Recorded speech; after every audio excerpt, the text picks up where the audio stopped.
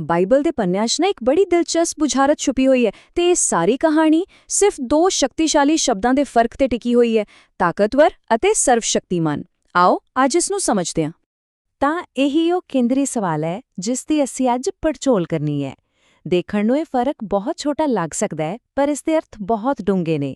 ਤਾਂ ਚਲੋ ਇਸ ਬੁਝਾਰਤ ਨੂੰ ਸੁਲਝਾਉਣ ਲਈ ਸਬੂਤਾਂ ਤੇ ਇੱਕ ਨਜ਼ਰ ਮਾਰਦੇ ਹਾਂ।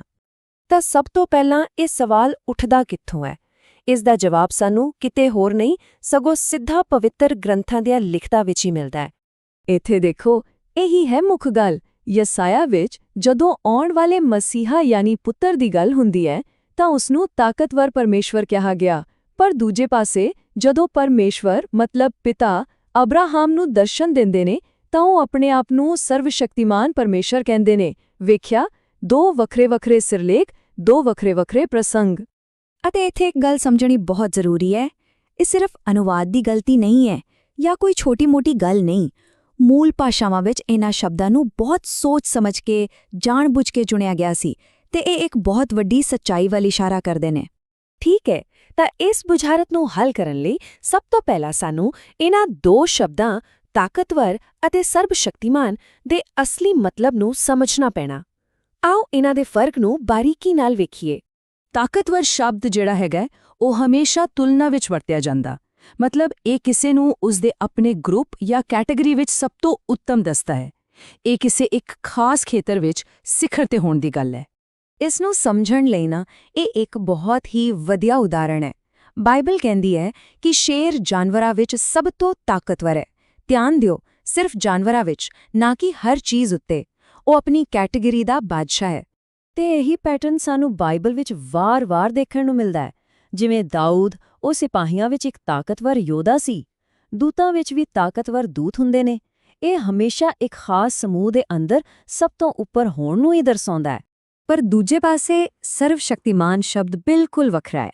ਇਹ ਇੱਕ ਸੰਪੂਰਨ ਮਤਲਬ ਐਬਸੋਲਿਊਟ ਸ਼ਬਦ ਹੈ। ਇਹ ਕਿਸੇ ਇੱਕ ਕੈਟੇਗਰੀ ਤੱਕ ਸੀਮਿਤ ਨਹੀਂ। ਇਸ ਦਾ ਸਿੱਧਾ ਮਤਲਬ ਹੈ ਹਰ ਚੀਜ਼ ਉੱਤੇ, ਹਰ ਖੇਤਰ ਵਿੱਚ, ਬਿਨਾਂ ਕਿਸੇ ਤੁਲਨਾ ਦੇ ਪੂਰੀ ਤਰ੍ਹਾਂ ਨਾਲ ਸ਼ਕਤੀਸ਼ਾਲੀ ਹੋਣਾ। ਚਲੋ, ਹੁਣ ਜਦੋਂ ਸਾਨੂੰ ਇਹਨਾਂ ਸ਼ਬਦਾਂ ਦਾ ਫਰਕ ਪਤਾ ਲੱਗ ਗਿਆ ਤਾਂ ਆਓ ਦੇਖੀਏ ਕਿ ਬਾਈਬਲ ਯਿਸੂ ਨੂੰ ਕਿਵੇਂ ਪੇਸ਼ ਕਰਦੀ ਹੈ। ਇਸ ਨਾਲ ਹੀ ਸਾਨੂੰ ਸਮਝ ਆਵੇਗਾ ਕਿ ਉਸ ਨੂੰ ਤਾਕਤਵਰ ਪਰਮੇਸ਼ਵਰ ਕਿਉਂ ਕਿਹਾ ਗਿਆ ਸੀ। ਵੇਖੋ, ਪਵਿੱਤਰ ਗ੍ਰੰਥ ਇੱਕ ਬਹੁਤ ਹੀ ਦਿਲਚਸਪ ਤਸਵੀਰ ਸਾਡੇ ਸਾਹਮਣੇ ਰੱਖਦੇ ਨੇ। ਉਹ ਯਿਸੂ ਨੂੰ ਸਿਰਫ ਕਿਸੇ ਇੱਕ ਖੇਤਰ ਵਿੱਚ ਨਹੀਂ, ਬਲਕਿ ਇੱਕ-ਇੱਕ ਕਰਕੇ ਹਰ ਮਹੱਤਵਪੂਰਨ ਖੇਤਰ ਵਿੱਚ ਤਾਕਤਵਰ ਵਜੋਂ ਦਿਖਾਉਂਦੇ ਨੇ। ਜਿਵੇਂ ਕਿ ਪਰਮੇਸ਼ਵਰ ਦੇ ਹੱਥ ਨੂੰ ਬਾਕੀ ਸਾਰੇ ਹੱਥਾਂ ਨਾਲੋਂ ਤਾਕਤਵਰ ਹੱਥ ਕਿਹਾ ਗਿਆ। ਉਸ ਦੇ ਕੀਤੇ ਕੰਮ ਦੂਜੇ ਸਾਰੇ ਕੰਮਾਂ ਦੇ ਮੁਕਾਬਲੇ ਤਾਕਤਵਰ ਕੰਮ ਹਨ ਤੇ ਉਸ ਦਾ ਨਾਮ ਬਾਕੀ ਸਾਰੇ ਨਾਮਾਂ ਤੋਂ ਉੱਪਰ ਇੱਕ ਤਾਕਤਵਰ ਨਾਮ ਹੈ।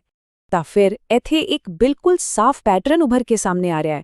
ਜਦੋਂ ਵੀ ਕਿਸੇ ਵੀ ਕੈਟੇਗਰੀ ਦੀ ਗੱਲ ਹੁੰਦੀ ਹੈ, ਚਾਹੇ ਉਹ ਤਾਕਤ ਹੋਵੇ, ਅਧਿਕਾਰ ਹੋਵੇ ਜਾਂ ਨਾਮ ਹੋਵੇ, ਮਸੀਹ ਨੂੰ ਉਸ ਕੈਟੇਗਰੀ ਵਿੱਚ ਸਭ ਤੋਂ ਉੱਤਮ ਯਾਨੀ ਤਾਕਤਵਰ ਕਰਕੇ ਦਿਖਾਇਆ ਗਿਆ ਹੈ। ਠੀਕ ਹੈ, ਹੁਣ ਸਮਾਂ ਆ ਗਿਆ ਹੈ ਸਾਰੇ ਟੁਕੜਿਆਂ ਨੂੰ ਜੋੜਨ ਦਾ। ਜੇ ਮਸੀਹ ਹਰ ਕੈਟੇਗਰੀ ਵਿੱਚ ਤਾਕਤਵਰ ਹੈ ਤਾਂ ਇਸ ਦਾ ਅਸਲ ਵਿੱਚ ਮਤਲਬ ਕੀ ਨਿਕਲਦਾ ਹੈ? ਇੱਥੇ ਹੀ ਇਸ ਸਵਾਲ ਵਿੱਚ ਹੀ ਸਾਡੀ ਬੁਝਾਰਤ ਦਾ ਜਵਾਬ ਛੁਪਿਆ ਹੋਇਆ ਹੈ।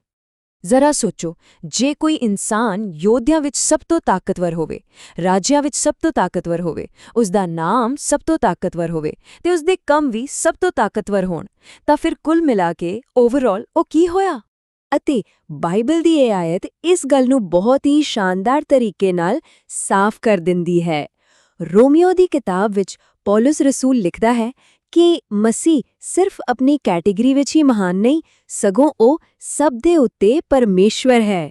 ਇਸ ਦਾ ਮਤਲਬ ਇਹ ਹੋਇਆ ਕਿ ਯਸ਼ਾਯਾਹ 9:6 ਵਿੱਚ ਤਾਕਤਵਰ ਪਰਮੇਸ਼ਵਰ ਦਾ ਸਿਰਲੇਖ ਕੋਈ ਘੱਟ ਦਰਜੇ ਦਾ ਸਿਰਲੇਖ ਨਹੀਂ ਸੀ, ਸਗੋਂ ਇਹ ਇੱਕ ਅਜਿਹਾ ਵਰਣਨ ਹੈ ਜੋ ਜਦੋਂ ਪੂਰੀ ਤਰ੍ਹਾਂ ਸਮਝਿਆ ਜਾਂਦਾ ਹੈ ਤਾਂ ਉਸ ਦੀ ਅਸਲੀ ਸਰਵਉੱਚ ਪਛਾਣ ਵੱਲ ਇਸ਼ਾਰਾ ਕਰਦਾ ਹੈ। ਕਿਉਂਕਿ ਜਿਹੜਾ ਹਰ ਚੀਜ਼ ਵਿੱਚ ਤਾਕਤਵਰ ਹੈ, ਉਹੀ ਤਾਂ ਸਰਵਸ਼ਕਤੀਮਾਨ ਹੈ।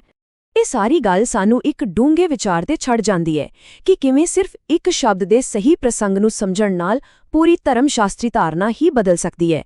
ਇਹ ਸਿਰਫ ਸ਼ਬਦਾਂ ਦੀ ਖੇਡ ਨਹੀਂ, ਸਗੋਂ ਉਨ੍ਹਾਂ ਵਿੱਚ ਛੁਪੇ ਹੋਏ ਡੂੰਘੇ ਅਰਥਾਂ ਦੀਆਂ ਪਰਤਾਂ ਨੂੰ ਖੋਲ੍ਹਣਾ ਹੈ।